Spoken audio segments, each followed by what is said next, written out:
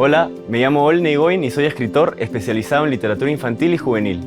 Fui ganador del Premio El Barco de Vapor 2012 en Perú y desde ese momento tuve la suerte de ver algunas de mis obras publicadas. La diferencia entre un niño y un escritor es que para el niño todo es posible y el escritor lo hace realidad mediante el uso de la palabra. Mis estudios en psicología me ayudaron a entender la perspectiva de los más pequeños y a crear mundos fantásticos para que se adentren en la magia de los libros. Mi trabajo, como el de todo escritor, consiste en perderme en mi mundo interior para crearle un mundo nuevo a mis personajes. Al escribir cada página, el esfuerzo y el trabajo constante son los verdaderos amigos de la creatividad. Sin ellos, cualquier idea se queda incompleta. En este curso de Doméstica aprenderás el proceso creativo para escribir historias para niños. Para el proyecto final, crearás tu primera novela infantil, desde la idea inicial hasta su cierre.